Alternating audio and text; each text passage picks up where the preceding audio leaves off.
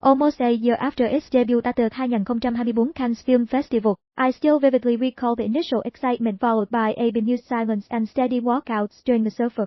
Starring Nicolas Cage as the titular role, this Australian-based thriller is not universally appreciated, certainly not by me.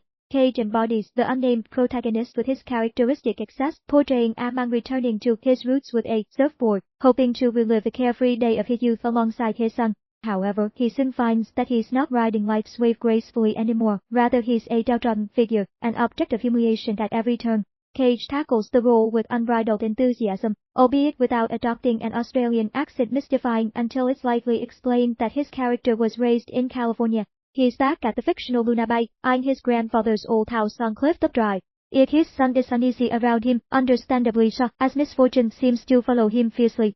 Separated from his wife, any reunion hopes are dashed when she announces plans to remarry and she's pregnant. Amidst these personal turmoil, Cage turns to surfing as an escape, but it's met with hostility by locals. The mantra "Don't live here, don't surf here," echoed by the ringleader, played by Julian McMahon, showcases the growing antagonism. From here, Logan Finnegan's film echoes Deliverance, where Cage's character, in what he perceives as his native land, is unwanted. Despite a faltering car-battered explanation, he chooses to stay in during escalating mishap. Cage excels in his role, but the film lacks an Aussie ethos.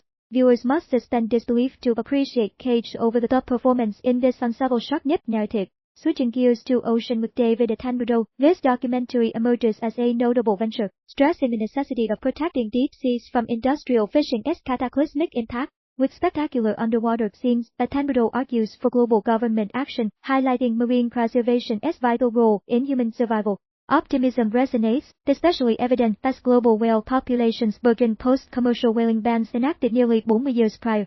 At 99, Attenborough remains authoritative and engaging, transforming potential tedium into compelling discourse. The Wedding Banquet sees Lily Gladstone in another commendable performance following her Oscar-nominated role in Killers of the Flower Moon. This remake of Ang Lee's 1993 rom-com revisits evolving sexual politics. Director Andrew Ahn reconstructs the narrative to feature two gay couples navigating IVF challenges amidst Korean grandparents' inheritance stipulations. The narrative, filled with amusing tensions and touching moments, holds up well despite minor flaws. Conversely, Nadia Connor's debut in The Uninvited presents a cumbersome satire on the film industry. Walton Goggins plays an agent hosting a party with his actress wife when an elderly lady, Lois Smith, arrives insisting the house is hers. Despite notable performances from Rufus Sewell and Pedro Pascal as flamboyant Hollywood figures, missing this film will bear a significant loss. Two varied stories, each piece delivers distinct emotions and narratives, resonating differently with audiences. Cage's quirky thrill and Attenborough's earnest environmental pleas stand out, but overall, the enjoyment depends greatly on one's personal cinematic palette.